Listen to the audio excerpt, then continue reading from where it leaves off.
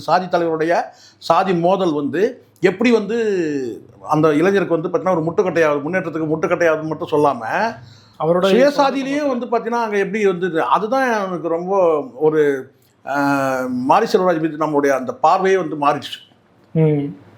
என்னன்னு கேட்டால் ஒரு நியாயவாதியாக நம்ம அங்கே பார்க்குறோம். இதை விட ஒரு வெள்ளேந்தியாக வெளிப்படையாக ஒரு மனிதர் வந்து எப்படி ஒரு படைப்பை தர முடியும்? இதே சாதி படம் சொன்னீங்கன்னா இவங்களெல்லாம் எதை வச்சு அடிக்கிறதுன்னு எனக்கு தெரில. எது உங்களெல்லாம் வந்து திட்டலாம் முடியாது. எதை கொண்டு அடிக்கிறது உங்களை? நான் எல்லா படைப்பும் நான் சொல்லலை. ஒரு சில படைப்புகளில் வந்து அந்த மாதிரி ஒரு தோற்றம் ஏற்படுது. வசனங்கள் கூட இல்லை. சுயசாதி பெருமையை பேசக்கூடிய ஏன் பேசக்கூடாதா அப்படின்னு கூட ஒரு கேள்வி வைக்கலாம். சரிங்களா? நான் பேசக்கூடாதுன்னு சொல்லலை. ஒரு சாதியை உயர்த்தி பேசும்போது அது எந்த சாதியை உயர்த்தி பேசலாம்னா இன்னொரு சாதியை தாழ்த்துற மாதிரி ஆகிடும். அது நமக்கு தேவை கேட்டால் எந்த சாதி பெருமையும் வேண்டாம் அப்படின்றது தான் நம்ம பார்வையாக இருக்குது. அந்த வகையில் வந்து பார்த்திங்கன்னா மாரி செல்வராஜோட இந்த படமாக இருக்கட்டும்,